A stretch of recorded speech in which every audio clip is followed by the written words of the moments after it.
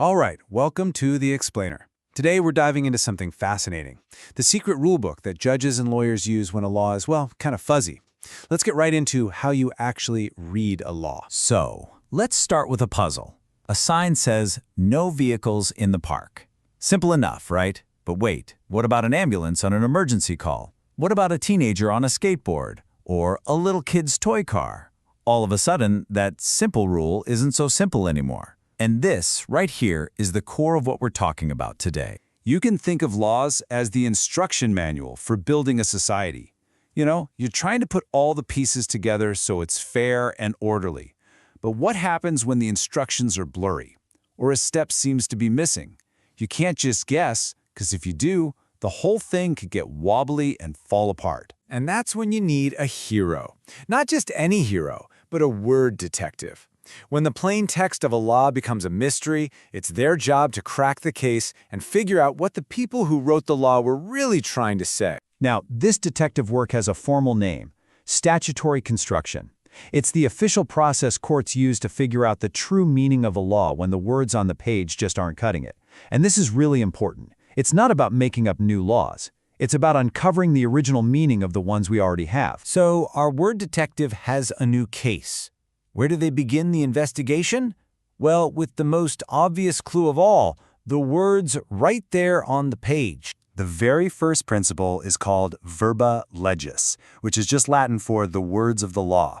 You'll also hear it called the plain meaning rule, and it's as simple as it sounds. If the law is written clearly, you just do what it says. No need to look for hidden meanings. This is always step one. Take this law, for example. It's perfectly clear. Minors under 18. There's no room for interpretation here, no ambiguity. A 17-year-old can't drink, a 19-year-old can. The detective's job here is done. Case closed. But if only it were always that easy. What happens when the plain meaning isn't so plain? When the first rule doesn't solve the case, our detective has to start digging a lot deeper. And this is where the real mystery kicks in. What about our no vehicles in the park law? What if it never actually defines what a vehicle is? Or what if two different laws seem to say two different things? This is when our detective has to look beyond the words themselves and start searching for the spirit of the law. This brings us to ratio legis, which basically means the reason of the law. The core idea is that every law has a soul, a purpose. So now our detective goes hunting for clues, digging through old congressional debates and committee reports, all to answer one big question. What problem were the lawmakers actually trying to solve? Now, when the trail gets cold and the intent is still murky, our detective breaks out a specialized toolkit. These are time-tested principles, and yes, a lot of them have Latin names, that help them dissect the language of the law itself. The first tool we'll grab is called aegis dem generis. It literally means of the same kind. This rule is super useful when a law gives you a specific list of things and then tacks on a general phrase at the end, like, and other similar items. Let me show you what I mean. Okay, here's our evidence. The law specifically calls out knives, guns, clubs. Then it adds that general catch-all and other dangerous weapons. The critical question becomes, what else fits into that category? So what do you think? Does a taser count as a dangerous weapon under this specific law? The aegis dem generis rule gives us a way to figure this out logically, and the answer is yes. A taser, just like a knife or a gun, is designed as a weapon intended to cause harm or incapacitate someone. It is of the same kind. Our detective has used this tool perfectly, interpreted the general phrase, and now they've got a solid conclusion. So you see how these different tools have different jobs. Aegis Demeris helps us figure out what's included in a list. But another tool, Expressio Unios, does the exact opposite. It says that when a law only lists specific things, it means it's intentionally excluding everything else. So if a law grants special parking to seniors and pregnant women, it implies that healthy adults, for example, are excluded. So we have the basic rules and the special tools. But our detective's investigation is also guided by some even bigger ideas. These overarching principles that make sure the final result is fair, consistent, and actually serves justice. And there's a very clear order to all of this. You always start with the plain meaning. If that's ambiguous, then you hunt for the lawmaker's intent.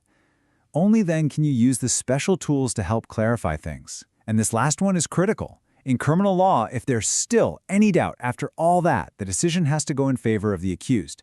Every time. And check this out. The whole approach changes depending on the purpose of the law. For penal laws, which can take away someone's freedom, you have to be super strict and lean in favor of the accused. For tax laws, since they place a burden on people, any ambiguity favors the taxpayer.